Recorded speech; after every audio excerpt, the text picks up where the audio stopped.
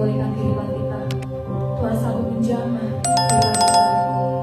Dia sanggup mengubah yang buruk menjadi baik, dan Dia sanggup untuk mengangkat kehidupan kita. Terima kasih Tuhan Yesus.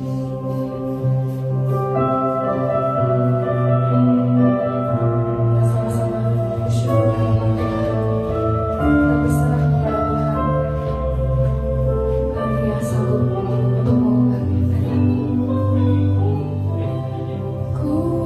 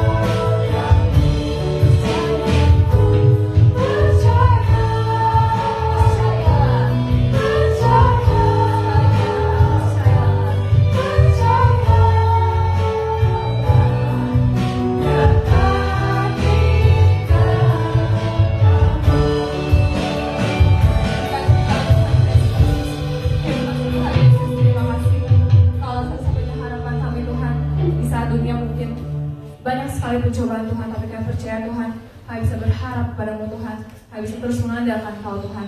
Kami siap Tuhan untuk meninggikan nama-Mu Tuhan, yang siap untuk memuji nama Tuhan. Sama-sama katakan amin. Mari kita sama-sama berdiri. Boleh kasih salam kiri kanannya, katakan Tuhan kita dahsyat, Tuhan kita dahsyat, Tuhan kita dahsyat.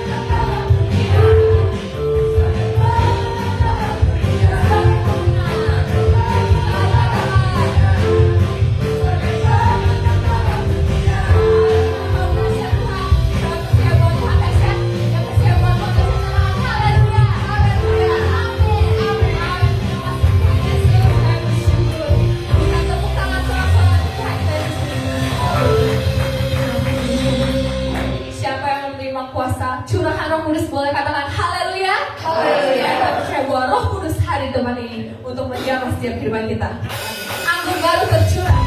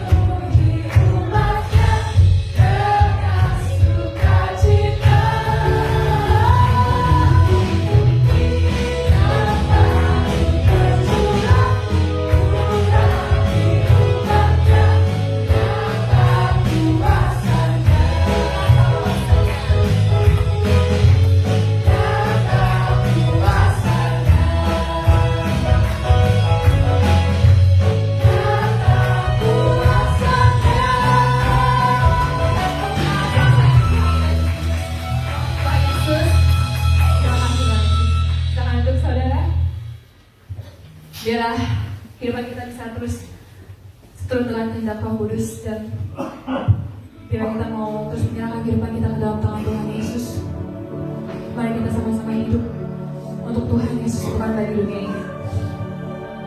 Terima kasih Tuhan, mengalir kuasa Tuhan, kita pakai Tuhan. Mengalir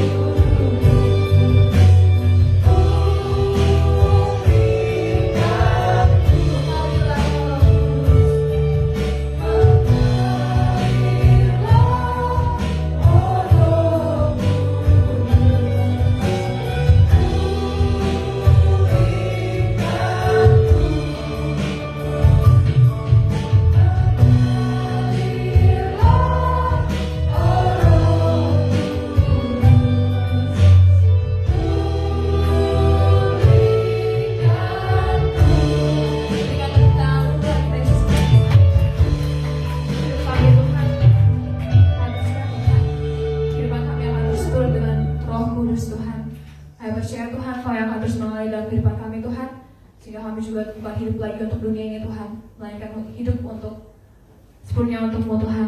Kami siap Tuhan untuk menerima firman-Mu pada pagi hari ini. Buka hati kami Tuhan, pikiran kami, agar hati dan pikiran kami juga hanya fokus kepada-Mu Tuhan. Kami siap untuk menerima berkat-Mu, hanya ke dalam Kamu kami sudah berdoa dan mengucap syukur. Haleluya, amin. Amin. Sebelum saudara duduk, coba lihat kiri kanannya, kasih senyum dong. Kasih senyumnya yang paling manis. Ya, sudah. Nah, puji nama Tuhan, silakan duduk. Shalom semuanya. Hati kita diliputi sukacita. Amin. Kalau mungkin lagi ada permasalahan ya, mungkin ada yang enak badan hari ini, tapi puji syukur ya pagi hari ini kita masih bisa dipertemukan dalam ibadah raya ya. Saudara, puji-pujian yang sungguh boleh terus membawa kita untuk lebih dekat lagi sama Tuhan, menyembah Tuhan. Bukankah ketika kita menikmati suasana pujian, benar-benar connect sama Tuhan, bukan hanya sekedar berkata-kata melalui bibir ini, tetapi kita merasakannya dalam hati. Kayak tadi ya, pujian yang terakhir itu adalah perkataan firman Tuhan. Kita ini bagaikan tanah kering dikatakan, yang haus akan kehadiran Tuhan, kehadiran Roh Allah. Ketika Roh Allah itu memenuhi kehidupan kita, kita percaya itu dapat memulihkan kita, amin. Ya, terus menyegarkan jiwa kita dikatakan. Jiwa kita yang lagi gersang, jiwa kita yang lagi sedih, gundah gulana oleh permasalahan kehidupan ini. Tetapi ketika kita menikmati hadirat Tuhan, bukankah kita bukan seolah lupa, tetapi kita percaya bahwa ada penolong kita yang ajaib, amin. Puji nama Tuhan. 2 minggu yang lalu saya mencarikan firman tentang roh yang menghidupkan. Kali ini juga saya akan menyambung jadi khotbah seri ya. Kalau 2 minggu yang lalu saudara datang ke ibadah ini, saudara pasti ingat apa inti supaya kita merasakan roh yang menghidupkan itu seperti apa sih gitu ya. Waktu itu kesimpulan firmannya adalah bahwa kita harus hidup selalu dalam kebenaran firman Tuhan. Artinya firman Tuhan yang rema dikatakan, bukan hanya oh ya tahu firman Tuhan, tetapi mengenal firman Tuhan itu, jadi firman Tuhan itu menjadi darah dan daging buat kehidupan kita, firman yang rema. Dan hidup kita mau dipimpin oleh Roh Kudus. Itu inti dari khotbah 2 minggu yang lalu ya. Saat ini kita akan menerima atau mendengarkan satu contoh atau pengalaman rohani dari seorang imam juga nabi, bagaimana roh yang dari Tuhan mampu membangkitkan kematian, saudara. Latar belakang kisah ini adalah saat bangsa Israel sedang ada dalam pembuangan di Babel. Mereka menjadi tawanan bangsa lain ya, dan mereka kehilangan pengharapan. Kita tahu bahwa bangsa Israel ini adalah bangsa yang katanya dipilih oleh Tuhan ya, tetapi mereka juga mengalami masalah-masalah kehidupan ya, bahkan juga hajaran dari Tuhan, pembelajaran hidup, sehingga mereka juga harus hidup dalam pembuangan. Tetapi Tuhan sesungguhnya gak meninggalkan mereka, tetapi secara manusia mereka kehilangan pengharapan. Nah, yang saya mau sharingkan adalah saat itu zaman Nabi Yehezkiel hidup ya. Suatu hari Yehezkiel, bukan Yehezkiel anak saya ya, ini Nabi Yehezkiel, diberi penglihatan. Dikatakan rohnya dibawa oleh Tuhan melalui perantaraan rohnya Tuhan. Jadi wujud atau oknum ketiga dari kan kita mengenal Trinitas ya, Allah Bapa, Allah Anak, Allah Roh Kudus. Saat itu masih di perjanjian lama, tetapi saat itu roh Tuhan dikatakan membawa Yehezkiel ya, dalam penglihatannya, entah dalam mimpi atau itu secara supranatural ya, karena kejadiannya sungguh dahsyat dan ajaib. Entah Bapak Ibu pernah mengalami nggak yang seperti ini ya, dikasih mimpi atau penglihatan dari Tuhan. Kita akan baca di dalam Yehezkiel 37, agak panjang ayatnya, tapi harus kita baca karena ini nggak boleh lepas dari cerita awalnya ya. Yehezkiel 37 ayat 1 sampai 14. Secara cepat saya akan membacakan, Bapak Ibu saudara-saudari bisa menyimak ya ayat-ayat ini. Yehezkiel 37 ayat 1 sampai 14. Lalu kekuasaan Tuhan meliputi aku, artinya Yeskiel, dan ia membawa aku keluar dengan perantaraan rohnya dan menempatkan aku di tengah-tengah lembah. Bayangkan ya saudara ya, saya bercerita atau membacakan ayat ini, saudara membayangkan. Dan lembah ini penuh dengan tulang-tulang. Ia membawa aku melihat tulang-tulang itu berkeliling-keliling dan sungguh amat banyak bertaburan di lembah itu. Lihat, tulang-tulang itu amat kering.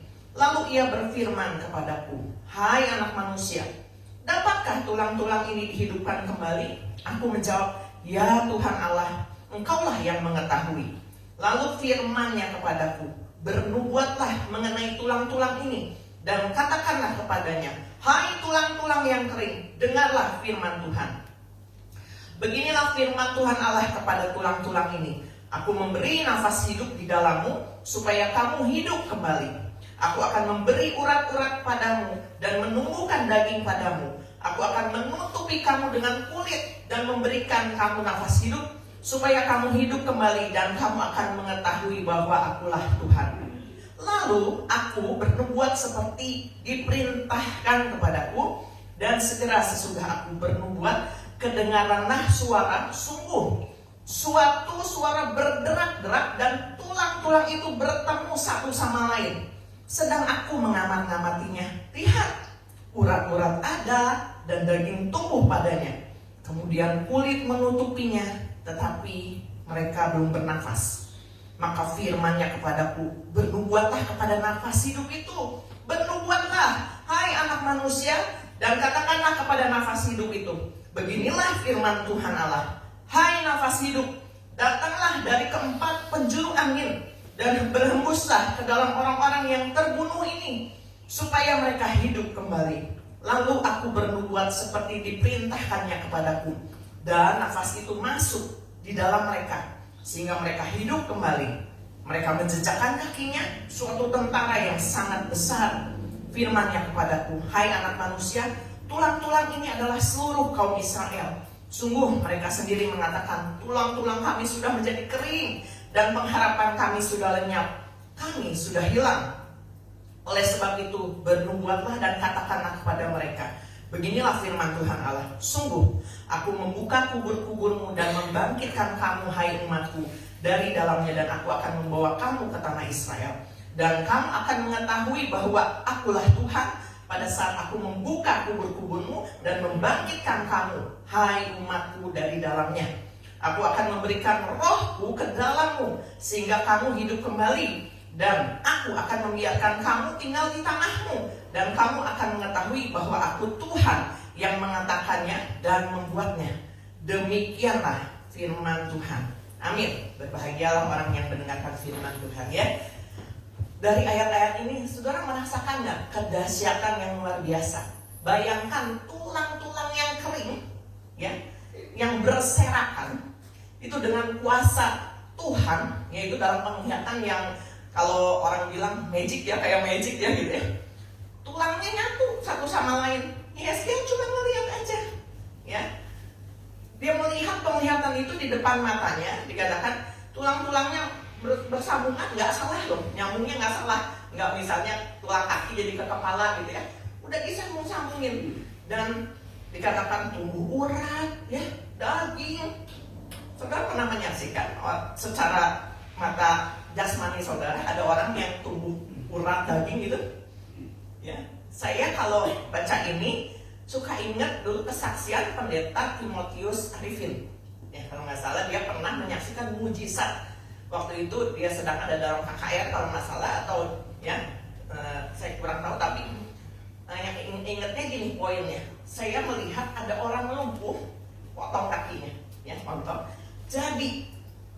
jadi kaki baru, itu nggak nyaksiin gitu, ya tumbuh tulangnya, tumbuh uratnya gitu, karena dia melek gitu, dan dikasih kaki baru, orangnya loh yang lumpuhin. Berarti Tuhan sanggup loh melakukan mujizat yang luar biasa. Ya, luar biasa. Jadi kalau saya baca ini tadi dengan satu keyakinan, saya percaya nanti saudara juga bisa baca. Ya. Dari makna penglihatan ini apa sih? Ya, karena tadi di awal saya bilang bahwa bangsa Israel ini telah kehilangan pengharapan, ya. Sehingga akhirnya Tuhan bertindak melalui Yehezkiel, dikatakan dia membawa Yehezkiel karena dia adalah seorang imam yang juga nabi dipakai Tuhan.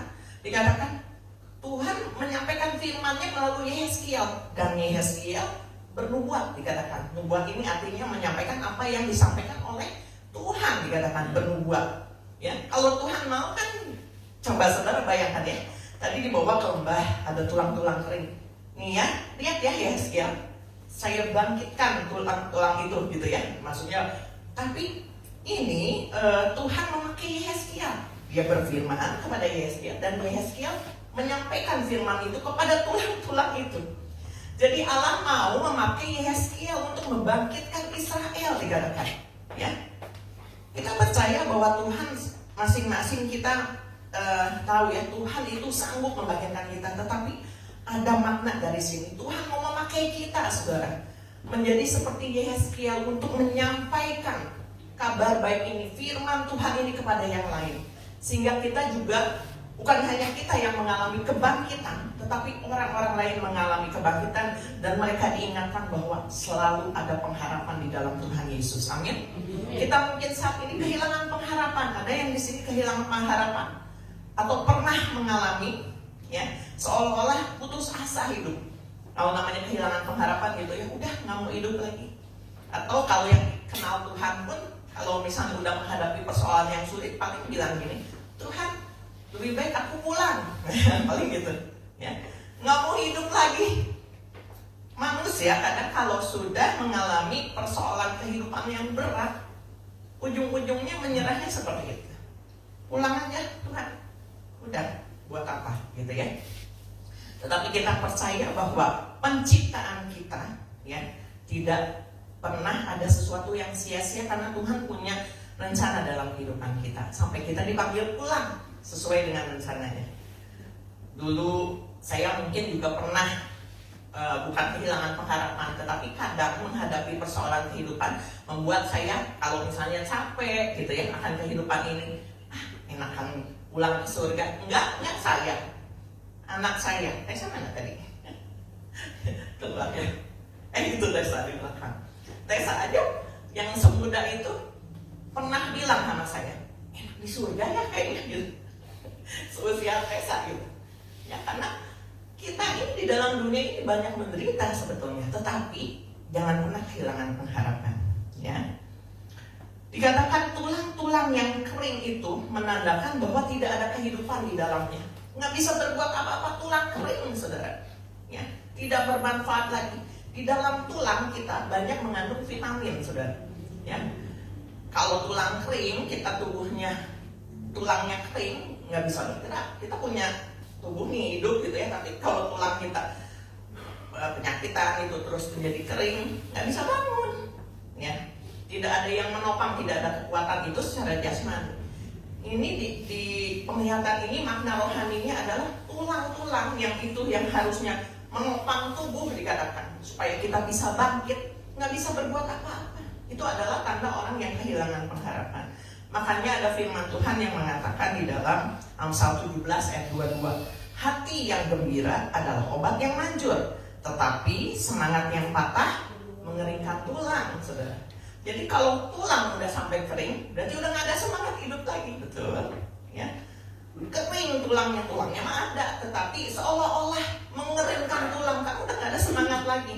Banyak orang yang tidak punya semangat hidup lagi, sehingga itulah yang mengeringkan tulangnya. Tapi dikatakan hati yang gembira adalah obat yang manjur. Nanti ya, ini ada rahasia di dalam Tuhan.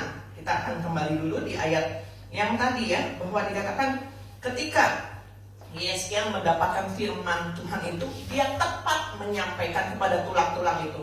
Mungkin kalau kita yang dapat firman Tuhan itu, terus ngelihat ini dalam makna rohani ya, misalnya orang yang nggak ada pengharapan gitu, terus Tuhan bilang, ayo katakan firman Tuhan, bangkit, ya kayak gitu, misalnya seperti itu.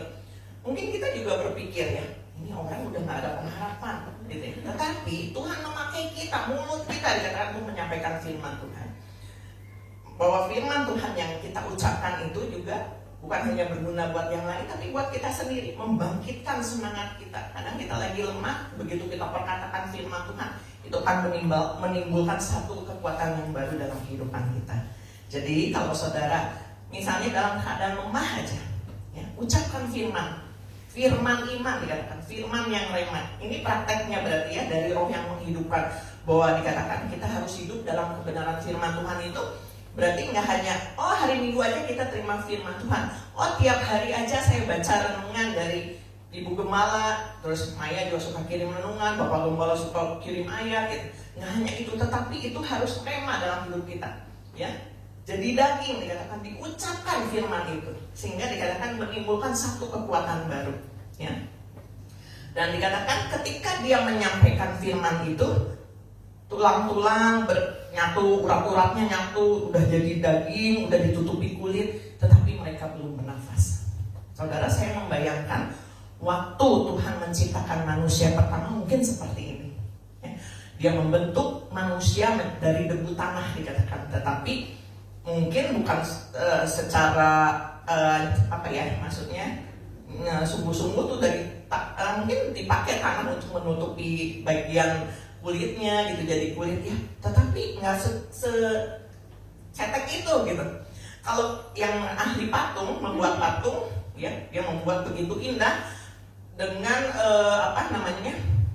bentuk yang masif atau yang padat, ya, di dalamnya juga dari tanah. Tetapi luar biasa kalau Tuhan menciptakan, berarti detail dong, ya, tulang-tulangnya gitu. Karena dikatakan itu kan manusia pertama. Tetapi ada firman Tuhan yang lain setelah manusianya jadi, terus berpasangan, menikah, terus punya anak, ya, seperti Ibu Marta nih sekarang lagi mengandung, ada jabang bayi di dalam kandungannya. Itu Tuhan bilang dibentuk, dikatakan. Dari dalam kandungan dibentuk, ya. Mulai dari sel telur bertemu dengan sel sperma, terus membentuk menjadi seorang bayi mungil, ya. Tulang-tulangnya, matanya, gitu. Itu Tuhan bentuk sempurna, ya. Jadi saya percaya bahwa keberadaan kita secara manusia dikatakan ini punya rencana yang indah, apalagi orang yang percaya Tuhan Yesus dikatakan. Ada roh kehidupan yang Tuhan taruh di dalam kehidupan kita. Bukan hanya sekedar nafas. Tadi dikatakan panggil angin dari keempat penjuru mata angin, dan mereka bisa bergerak, bisa bernafas. Kita saat ini bisa bernafas semuanya. Tetapi sudahkah kita memiliki roh yang menghidupkan itu? Nah tadi, ya, dari perkara yang sederhana saja, tadi adalah di Amsal 17 ayat 22, hati yang gembira adalah obat yang manjur. Ini merupakan respon yang paling sederhana dari kita yang bisa kita lakukan. Hati yang gembira dikatakan, karena itu adalah obat yang manjur. Saudara percaya, ya, ketika saudara bergembira, saudara senyum aja coba. Makanya tadi kenapa saya suruh senyum, daripada manyun. Ya, kalau lagi ada masalah kan ngerung gini ya, terus manyun, itu tuh kadang jadi sakit kepala. Betul nggak Ibu Syuling ya? Lagi sibuk nih misalnya, riuh gitu. Daripada gitu kadang ada orang yang mendingan ngelawak, nggak bodoh katanya. Berarti kan kalau orang suasana hatinya gembira, jadi semua terasa ringan, ya, nggak susah gitu. Seperti itu. Tapi pada prakteknya ternyata sulit ya kalau menghadapi masalah yang berat. Punya hati yang gembira, gimana caranya? Kemarin dibahas sebentar juga di kaum wanita, bahwa kita harus memiliki hati yang penuh ucapan syukur. Apapun yang Tuhan kasih, ya, ucapan syukur. Kadang kan yang nggak membuat hati kita yang gembira, kemarin saya minta pendapat dari beberapa ibu, ya karena maunya kita nggak diturutin. Nah itu salah satunya. Kalau nggak keturutan, nggak bisa mengucap syukur. Tapi kalau kita misalnya mengucap syukur, ya, dari hal-hal yang sederhana, kita doa nih belum dijawab, atau dikasihnya lain gitu, tetap kita mengucap syukur. Yang penting kita connect sama Tuhan. Ada ucapan syukur menimbulkan hati yang gembira. Sesederhana itukah? Ya, sesederhana itu saudara. Punya hati yang gembira, ya. Jadi kita harus menjaga hati kita tiap hari, ya, karena dikatakan juga Amsal 4 ayat 23, jagalah hatimu dengan segala kewaspadaan, karena dari situlah terpancar kehidupan, saudara. Jadi hati kita harus dijaga. Kalau ada sampah-sampah yang masuk, yang dari perkataan-perkataan orang, itu juga kadang menimbulkan kita sakit kepala, ya. Jadi kepusingan, ya, belum masalah-masalah kita. Tetapi dikatakan hati yang gembira adalah obat yang manjur. Nggak usah saudara minum obat sakit kepala, saudara. Tapi milikilah hati yang gembira, sakit kepala hilang. Amin. Ya. Tadi udah ucapan syukur karena apa? Kita memiliki Yesus dalam hidup kita. Ya, kita harus menjadikan hal ini menjadi faktor penting, yaitu memiliki Yesus. Ya. Dengan memiliki Yesus, tentunya kita mau diubahkan, saudara. Nggak boleh keras hati, harus taat sama firman Tuhan, mau dituntun Roh Kudus, ya, mau dituntun Roh Kudus, mau diubahkan tadi firman Tuhan bahwa bagaikan tanah kering, kita ini adalah tanah kering yang merindukan air, merindukan aliran Roh Kudus, dikatakan memerlukan Tuhan, ya. Terus selanjutnya yang memulihkan jiwaku. Jadi kalau kita memang perlu Tuhan, oh aku memiliki Yesus, izinkan Dia yang mengubahkan dan memulihkan hidup kita. Amin. Kita akan baca ayat-ayat juga di dalam, banyak baca ayat, karena saya percaya ayat-ayat firman Tuhan ini akan menjadi perkataan yang hidup di dalam kehidupan saudara, ya. Kita akan baca dalam Roma 8 ayat 10 sampai 17, ya. Roma 8 ayat 10 sampai 17. Ayat 10. Tetapi jika Kristus ada di dalam kamu, maka tubuh memang mati karena dosa, tetapi roh adalah kehidupan oleh karena kebenaran, ya.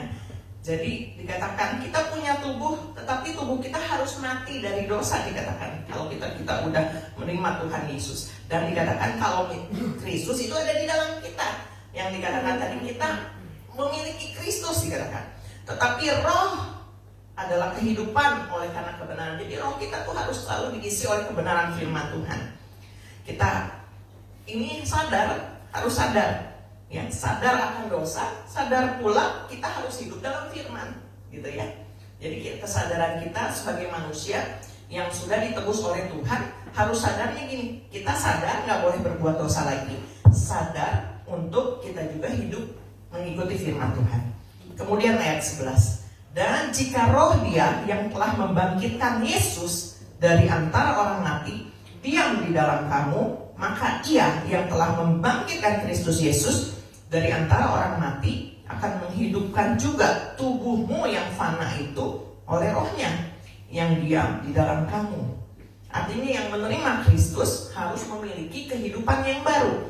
Manusia yang lama berlalu, manusia yang baru kita kenakan menjadi ciptaan baru. Ya, contohnya menjadi orang yang lebih sabar, menjadi orang yang lemah lembut, ya. Jadi diubahkan semuanya, ya. Kemudian ayat 12. Jadi saudara-saudara, kita adalah orang berhutang, tetapi bukan kepada daging supaya hidup menurut daging. Ini poin penting. Kita berhutang, jangan kita jadi berbuat kedagingan, ya. Berhutangnya sama Tuhan, karena Dia sudah menebus dan memerdekakan kita dari dosa. Kalau kita sudah dihapus surat hutangnya, jangan berbuat dosa lagi. Nggak boleh seenaknya kita hidup, ya. Nih di ayat selanjutnya, ayat 13. Sebab jika kamu hidup menurut daging, kamu akan mati. Tetapi jika oleh roh kamu mematikan perbuatan-perbuatan tubuhmu, kamu akan hidup. Maksudnya gini, bukan kita nggak akan mati, oh kita hidup kekal ya di dunia, nggak seperti itu. Suatu saat kita meninggal, tetapi roh yang menghidupkan itu akan membuat kita memiliki kehidupan yang kekal. Tetapi sama kita memiliki tubuh yang fana di dalam dunia, kita nggak mati selagi hidup, tetapi oleh karena Roh Kudus itu akan menghidupkan roh kita juga, supaya kita hidup di dalam kebenaran firman Tuhan, ya. Jadi mematikan perbuatan daging itu bukan dengan kekuatan sendiri, nggak mampu, saudara. Kita mau marah, mati, oh ya, nggak boleh marah, waduh pengen marah gitu. Kita bisa minta pertolongan Roh Kudus, Tuhan tolong. Jadi connect terus sama Tuhan. Waktu mau marah ingat firman Tuhan, ingatnya firman Tuhan. Mau berkata kasar, ingatnya firman Tuhan. Kalau enggak remnya belum, saudara. Kalau nggak ingat firman Tuhan, ceplos aja ngomong, ya enggak? Ya, itu diri kita nggak mampu gitu. Tetapi oleh karena kuasa Roh Kudus, ya kita harus nurut aja. Ya, ayat 14, semua orang yang dipimpin Roh Allah adalah anak Allah. Catat ya saudara, semua orang yang dipimpin Roh Allah adalah anak Allah. Kita semua adalah anak Allah. Amin. Saudara berarti mau dipimpin Roh Allah. Amin. Ya. Di ayat 15, sebab kamu tidak menerima roh perbudakan yang membuat kamu menjadi takut lagi, tetapi kamu telah menerima roh yang menjadikan kamu anak Allah. Oleh roh itu kita berseru, ya Aba, ya Bapa. Jadi jangan mau jadi budak dosa. Karena menjadi budak dosa ketika berbuat dosa justru itu menambah ketakutan, dikatakan. Ketakutannya akan hilang ya, karena takut, karena karena perbuatan dosa sendiri dikejar-kejar oleh rasa takut. Tetapi orang yang sudah menerima Roh Kudus ya, dikatakan hidup di dalam pimpinan Roh Kudus ya, dikatakan dia tidak takut lagi.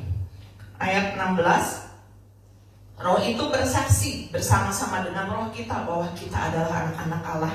Jadi hidup kita tuh harus jadi kesaksian.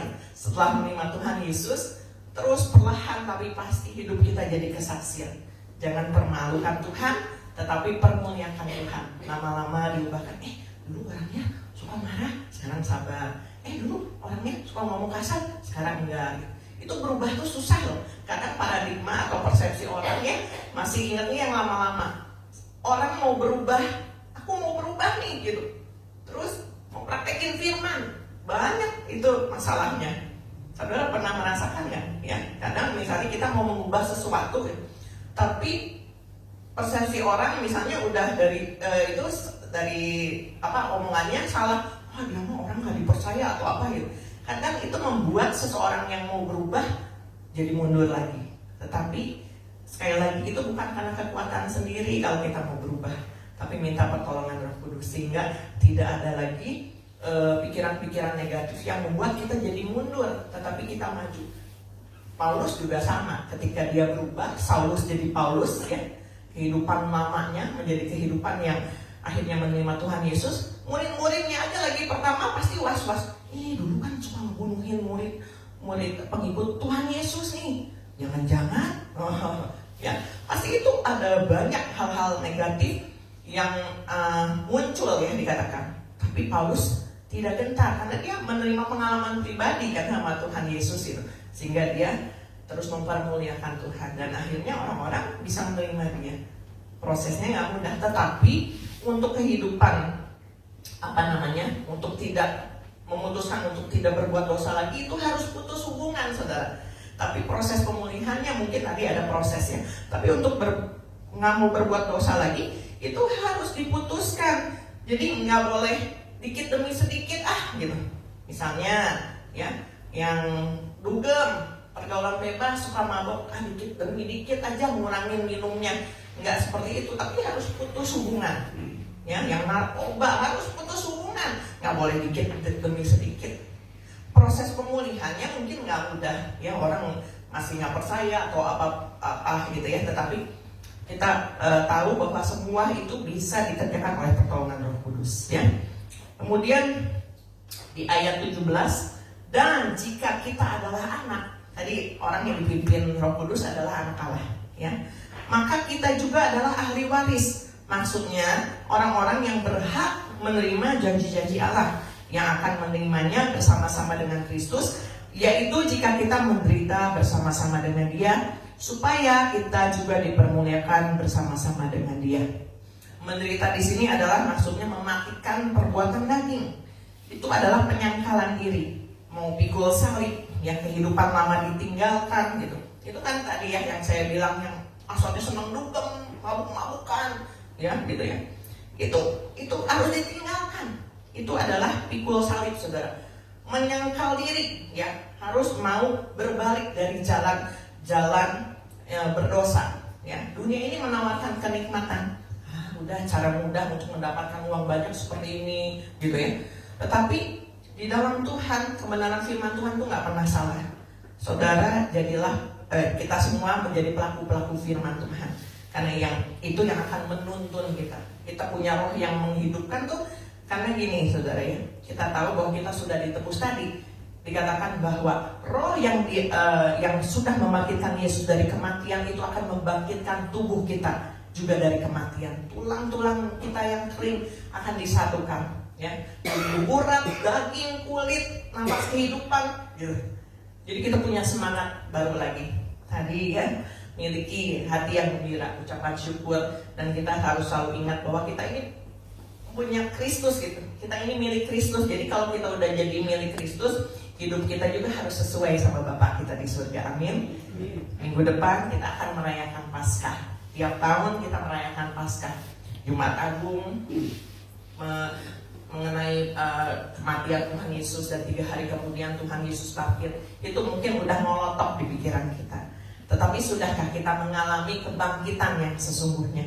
Yesus yang sudah mati nggak mati selamanya, tetapi itu menandakan bahwa dosa-dosa harus mati dalam hidup kita, dan kita dibangkitkan di dalam Kristus. Amin. Kita memiliki hidup yang baru, pengharapan yang baru, semangat yang baru tiap hari di dalam Kristus. Amin. Puji nama Tuhan. Ya. Firman Tuhan nggak saya panjangkan, tetapi biarlah ini harus termetrai dalam hidup kita. Hiduplah di dalam kebenaran firman Tuhan yang rema. Jadi saudara, saat ini mungkin yang lagi sedih, lagi takut, khawatir, doanya belum terjawab, terus perkatakan firman iman. Dan tadi dikatakan ya, kalau orang-orang yang kita sebagai anak adalah orang-orang yang berhak menerima janji-janji Allah. Kita percaya bahwa janji-janji Allah itu akan digenapi dalam kehidupan kita sesuai dengan waktunya Tuhan. Ya, jangan putus hubungan sama Tuhan, putus hubungannya sama dosa. Jadi orang yang cinta Tuhan, yang memiliki Kristus, dia nggak akan lagi kalau orang jatuh cinta tuh gini. Kemarin lagi pulang ya, saya selipkan aja ya, lagi pulang sama suami saya ngeliat ada yang pacaran yang pacaran naik motor gitu ya. Kemarin kan malam minggu ya, main hujan ya, rintik-rintik. Tetapi itu yang namanya pacaran, hujan-hujanan juga ya, enak aja gitu, hujan-hujanan nggak apa-apa ya, ke kafe ngopi gitu. Tetapi orang untuk ibadah kadang susah hitung-hitungan sama Tuhan. Mungkin maksudnya seperti itu, tapi kadang kita suka mikirin yang lain, hal-hal jasmani. Hujan, nggak ibadah nanti takut sakit gitu. Jadi perkara-perkara yang seperti itu gitu. Tapi biarlah untuk kita yang udah ditebus, dikatakan menjadi anak Allah, mikirnya nggak gitu lagi. Hujan, ada payung gitu ya. Jadi kita mikirnya harus sesuatu yang mempermuliakan Tuhan, bukan menghentikan kita untuk ikut Tuhan gitu. Kalau dosa harus dihentikan, tetapi untuk ikut Tuhan harus maju apapun tantangannya. Mengerti ya? Maksudnya itu satu contoh kecil aja, tetapi biar kita terus makin dilatih. Jadi menganggap rugi kalau kita nggak ikut Tuhan, menganggap rugi kalau kita nggak ibadah gitu. Ya, jangan jadi nanti nggak ibadah nggak apa-apa, masih ada minggu depan. Tetapi orang yang memiliki Kristus, dia akan berprinsip, aku nggak ibadah hari ini rugi, gitu ya. Jadi seperti itulah, ya.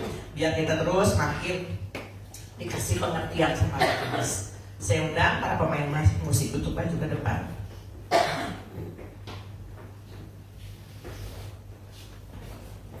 Karena Yesus hidup, makanya ada hari esok. Kalau Yesus tidak bangkit, maka sia-sialah pengenalan kita, pengiringan kita kepada Tuhan Yesus. Tetapi karena Yesus hidup, ada pengharapan akan hari esok. Amin, saudara. Jangan putus pengharapan. Percaya bahwa Dia yang menghidupkan tubuh kita yang fana, menghidupkan roh kita juga, untuk kita mengalami janji-janji Allah. Kita angkat pujian ini. Sebab Yesus hidup, katakan dengan penuh iman. Haleluya. Ada hari esok. Percaya saudara. Sebab Yesus hidup. Ku tak gentar. Ku tak gentar.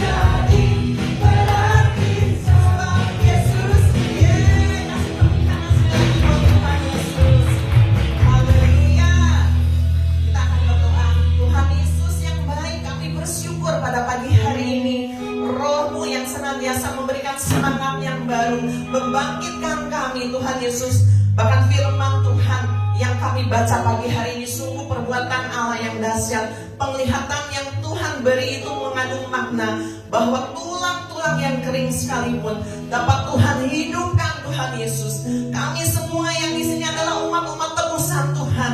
Biarlah kami tidak lagi menjadi budak dosa, tetapi Tuhan kami boleh menjadi milik Kristus seutuhnya, sehingga kami hidup untuk Kristus. Dan roh yang menghidupkan itu menuntun kami untuk berjalan dalam kebenaran firman Tuhan, tidak menyimpang ke kiri dan ke kanan. Dan kami mau putus hubungan dengan dosa di dalam nama Tuhan Yesus. Tantangan masalah apapun Tuhan yang kami hadapi, godaan-godaan dunia ini, biarlah itu tidak mengalihkan perhatian kami dari Tuhan Yesus, tetapi Roh Kudus yang akan menuntun kami Tuhan Yesus. Kami mau hidup Tuhan Yesus, hidup yang sesungguhnya di dalam Tuhan, sehingga hidup kami jadi berarti dan menjadi berkat buat yang lain. Terima kasih Tuhan, kami percaya Engkau yang akan terus memulihkan kehidupan rohani kami. Di dalam nama Tuhan Yesus kami bersyukur. Haleluya. Amin. Silakan duduk saudara.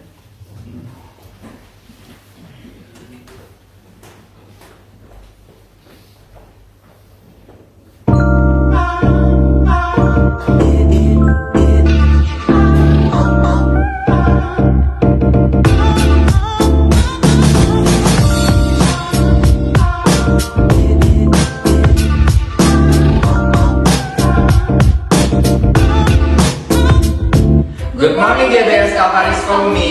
Welcome home. Selamat datang di Bandara Raya GBS Kalvari Sukabumi. Senang sekali bisa bertemu dan berfellowship dengan Anda sekalian. Bagi Anda yang baru pertama kali hadir di Bandara GBS Kalvari Sukabumi, Welcome. kami senang sekali Anda dapat hadir beribadah bersama kami And be part of our family. Tadi kita sudah mendengarkan firman Tuhan. Biarlah setiap firman-Nya bisa menjadi rema bagi kehidupan kita. GBS Kalvari Sukabumi memiliki program spesial yaitu WFH alias Worship from Home. Setiap hari Senin sampai Jumat jam 4 subuh via Google Meet. Yuk buruan join WFH ini agar kita bisa terus membangun relasi dengan Tuhan. Tiap hari Rabu kita ada doa puasa jam 5 sore di GBS Kalvari Sukabumi. Jangan sampai lewatkan doa puasa ini agar kita bisa terus menjadi penopang bagi gereja GBS Kalvari Sukabumi. Hari Kamis minggu depan kita akan ada House of Blessing Spesial Pasca. GBS Kalvari Sukabumi jam 5:30 sore. So make sure bagi yang mau join dan berkumpul bersama kami untuk menyenangkan hati Tuhan Yesus. Hadir tepat waktu ya. Pada bulan April ini kita akan celebrate kasihnya yang rela mati untuk kita supaya kita tetap hidup melalui Good Friday and Resurrection Day. Mari kita belajar untuk surrender all, menyerahkan segala beban dan diri kita sepenuhnya kepada Tuhan Yesus Kristus. Pada Good Friday hari Jumat depan tanggal 18 April jam 5 sore di GBS Kalvari Sukabumi akan ada perjamuan kudus dan kita juga akan berfellowship bersama-sama. Dilanjutkan dengan Resurrection Day pada hari Minggu tanggal 20 April jam 8 pagi di GBS Kalvari Sukabumi. Lantai 1 dan lantai 2 dan juga Kalvari Kids di lantai 3. Setelah selesai ibadah, kita akan melanjutkan perayaan Paskah dan pergi bersama-sama ke Villa Sulawintana. So, jangan lupa untuk ajak keluarga dan teman-teman Anda untuk menghadiri ibadah Jumat Agung dan ibadah Paskah mendatang ya. Don't miss it out and I see you guys there. Untuk hari Sabtu besok tidak ada Kalvari Youth, akan kembali diadakan pada minggu mendatang. 2 Korintus 8 ayat 12 berkata, sebab jika kamu rela untuk memberi, maka pemberianmu akan diterima. Kalau pemberian itu berdasarkan apa yang ada padamu, bukan berdasarkan apa yang tidak ada padamu. Bukan tentang seberapa besar pemberian itu, melainkan seberapa besar hati yang memberikannya. Bagi Anda yang ingin memberikan persembahan dan persepuluhan untuk Tuhan melalui gereja GBS Kalvari Sukabumi, Anda dapatkan QR berikut.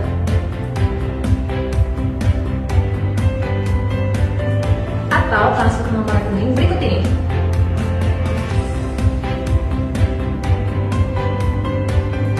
Atau memberikan persembahan secara langsung melalui kantong persembahan yang akan diedarkan. Selamat memberi. Follow Instagram @GBS Kalvari Sukabumi. untuk mengetahui lebih banyak kegiatan yang ada di gereja kami. Jangan melewatkan kesempatan kita untuk bertemu dalam iman dan komunitas.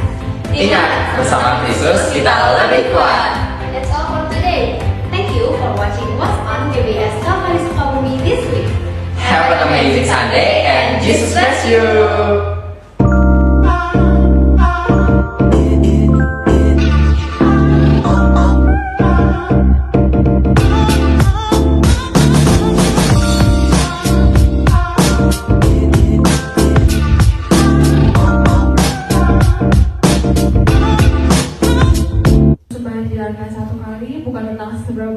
jumlahnya, melainkan seberapa besar hati yang berikannya. Mari kita berikan dengan hati yang tulus dan sukacita.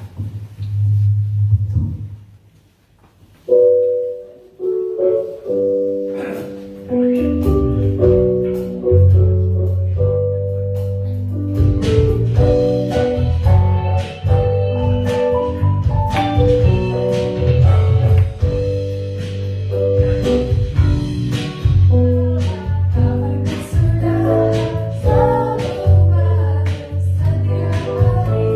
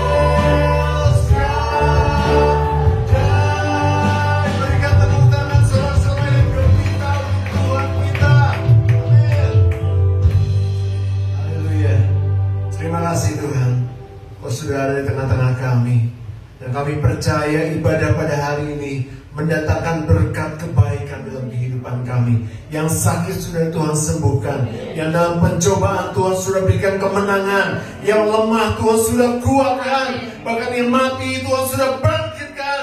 Karena Allah kami, Allah yang luar biasa. Tuhan sudah menjamah setiap kami, memulihkan kehidupan kami. Sudah sepatutnya kami bersyukur kepada Allah yang hidup, Allah yang luar biasa di dalam kehidupan kami. Terima kasih Bapa, biarlah roh yang menghidupkan akan terus tinggal dalam kehidupan kami, agar tubuh-tubuh kami yang mati ini akan dibangkitkan. Roh kami akan dibangkitkan, kami akan menjadi kuat, bahkan kami akan menjadi saksi buat banyak orang. Dan setiap orang yang akan teman-teman kami yang melihat kami, mereka boleh percaya kepada Tuhan Yesus, karena di dalam hidup kami ada kehidupan ilahi yang luar biasa. Terima kasih Bapak. Persoalan masalah yang sedang kami hadapi, kami percaya itu yang akan membuat kami naik kelas, maka kami akan menjadi lebih hebat lagi, lebih kuat lagi di dalam Tuhan.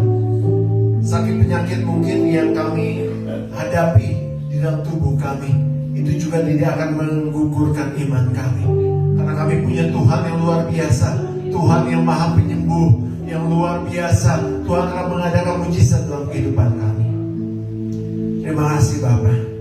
Dan biarlah Tuhan, di hari-hari selanjutnya kami akan lebih setia lagi mengiring Tuhan, dan kami akan menyaksikan kepada banyak orang tentang Yesus, dan mereka semua boleh mendapatkan kabar baik, dan mereka semua boleh percaya kepada Tuhan Yesus. Terima kasih Tuhan untuk ibadah pada hari ini. Terpujilah nama-Mu Yesus dari kekal sampai kekal. Saudaraku, mari kita angkat tangan kita. Saudaraku, terimalah berkat yang besar dari surga. Berkat dari Allah Bapa, Allah Putra, dan Allah Roh Kudus akan memberkati hidup nikahmu, memberkati keluargamu, memberkati kesehatanmu, memberkati pekerjaan dan hasil kerjamu, mulai dari pagi hari ini sampai Tuhan Yesus datang kembali. Terima semua berkat itu di dalam nama Tuhan Yesus Kristus. Tetap angkat tangan saudara dan angkat pujian.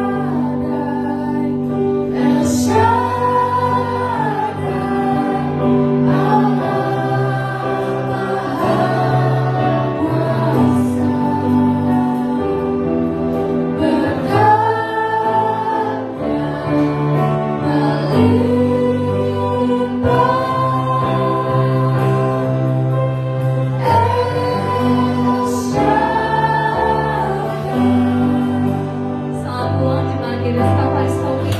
Happy Sunday, Jesus bless you.